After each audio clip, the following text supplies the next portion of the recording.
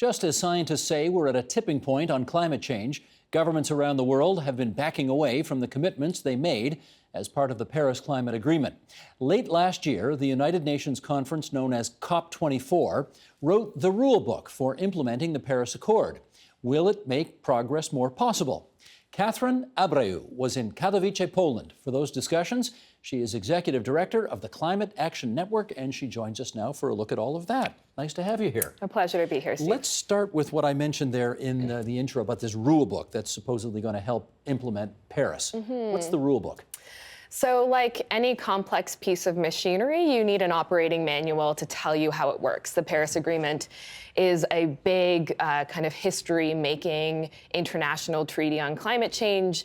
And because it was such a new way of doing things when it comes to international cooperation on that issue, they needed an operating manual to tell them how it worked. So the Paris Agreement was actually the international treaty to come into effect the fastest of any international treaty in the history of those kinds of treaties. It came into effect very quickly in 2016, only a year after it was signed.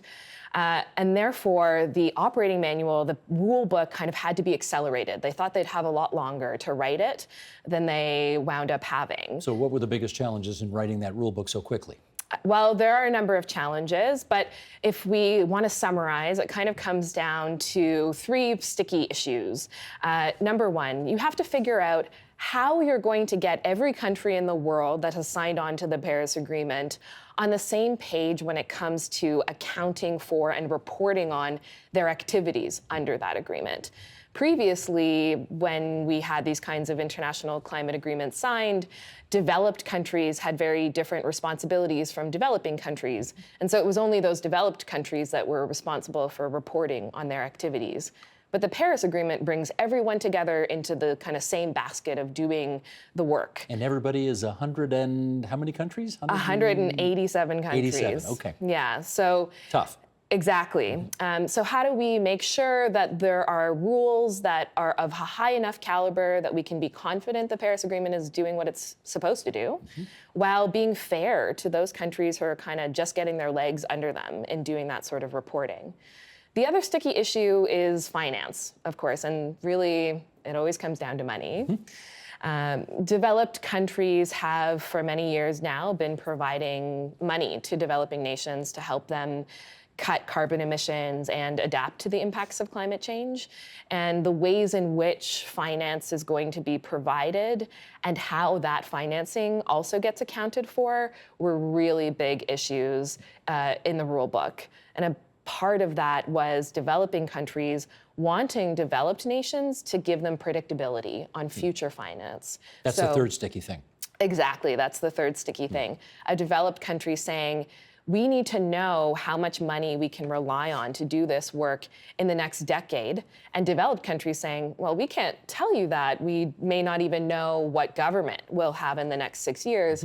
How can we promise a certain amount of finance in that time period? I wonder how you get through that, because it's simply a fact that no previous government can commit a future government to financing 10 years out. So how do you resolve that? That's true, and this is really still a live part of the conversation. But the reality is that countries commit to long-term financial obligations all the time. So if you think about NATO, that commits countries like Canada to long-term financial arrangements that we may not necessarily provide really precise budgetary predictability on in the long term, but we do make that something commitment. In the neighborhood. Yeah. Exactly.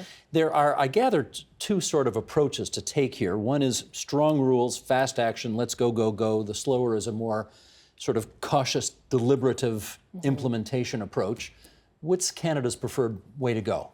So, as I think we can always rely on Canada to be, we have a kind of middle of the road approach when it comes to those two sides of the coin. Canada played a very productive role on the rule book in Katowice, Poland.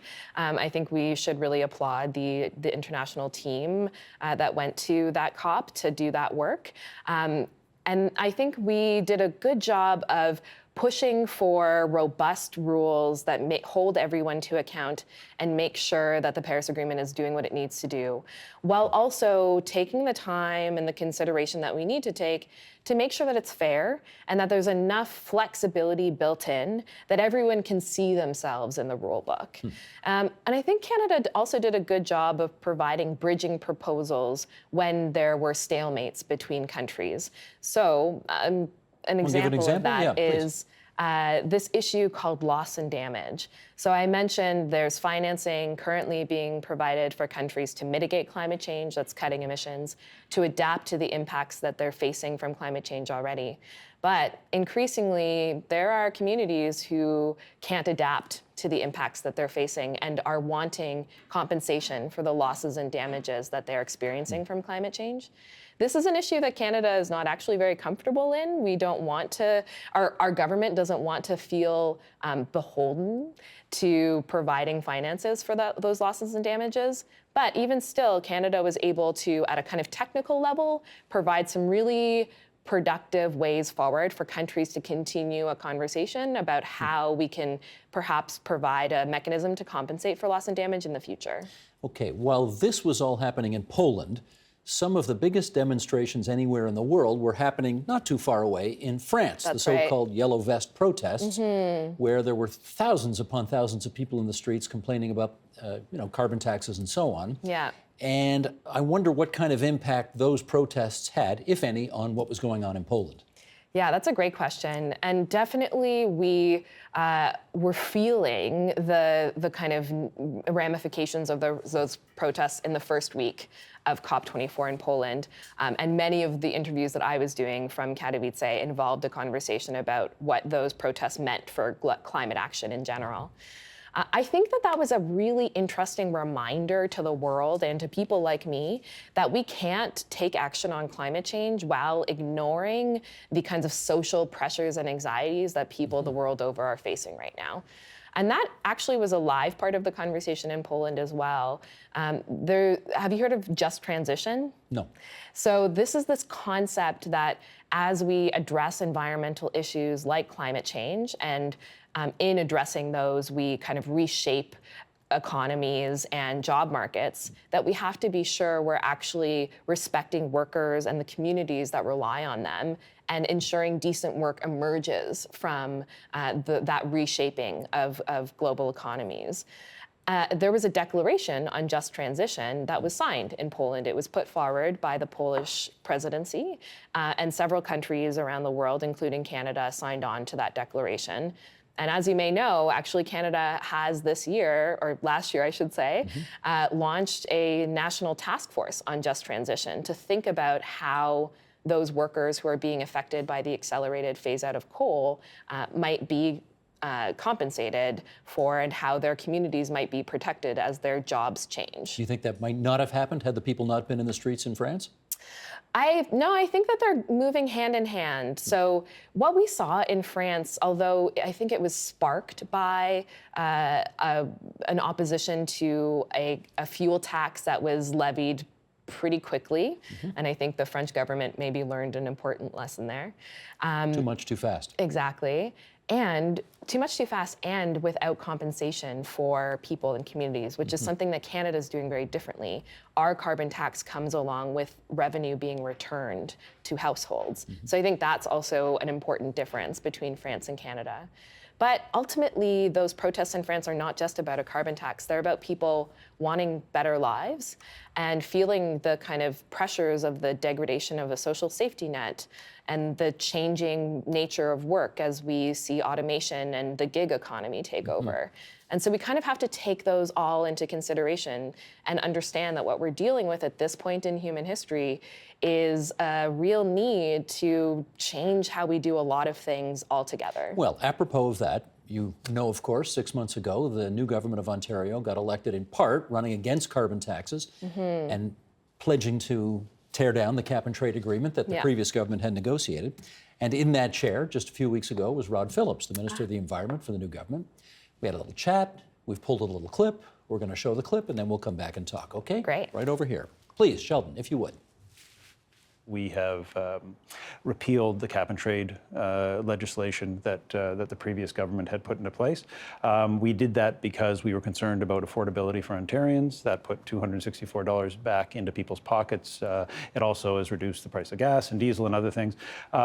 In its place, what we've put together on the climate file is a plan that does deal with mitigation and does deal with adaptation, but we've tried to change that narrative a little bit. We know that Ontario has already made great steps as a result of previous policies and investments by the people of Ontario. So since 2005, we've seen emissions reduced by 22% in Ontario. That's greenhouse gas emissions versus the rest of Canada going up by 3%.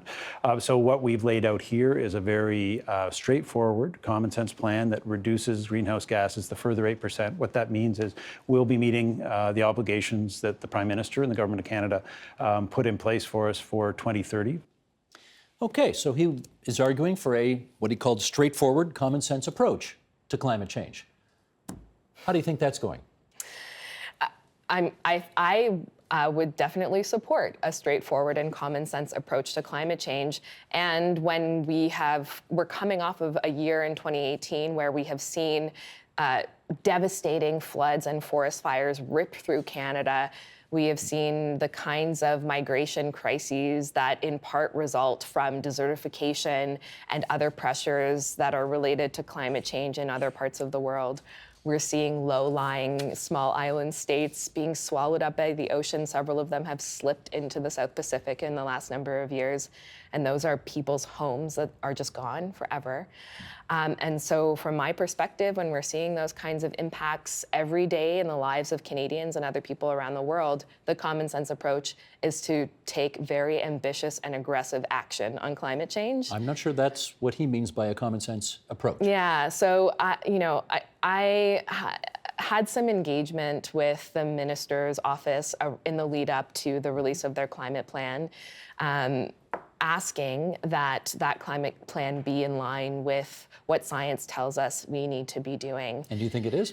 I do not. I think that we have seen the outlines of a plan tabled, so there are really very few details offered by Ontario's climate plan as it stands right now, along with a bunch of praise for previous administrations in Ontario reducing emissions by 22% over 13 years. It is ironic. That Conservative government's program was very laudatory of the previous Liberal government's actions. Exactly. Yeah. So we had a 22% in carbon pollution, reduction in carbon pollution over 13 years.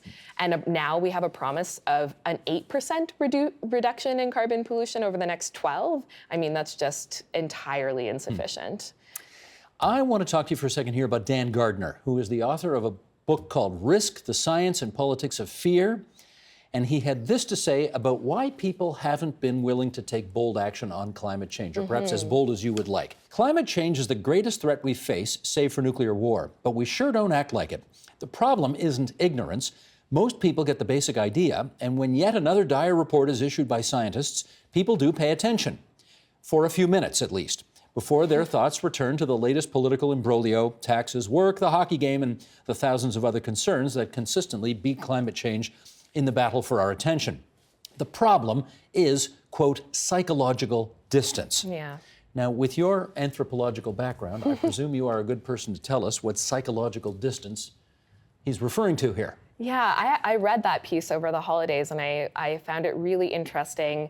I am an anthropologist by training. I studied evolutionary biology for many years and in fact almost became a primatologist. So with that brain, it was really, it provided me some really good holiday time thinking. So in part, Dan Gardner is making this argument as it relates to the evolution of the human brain. And the human brain evolved to get really good at a couple of things. Number one, it's really good at avoiding danger. Urgent and immediate danger. Exactly. So it's good at getting us out of situations that might threaten our lives, where there's an existential threat. Number two, it got really good at making complex plans for short-term gain.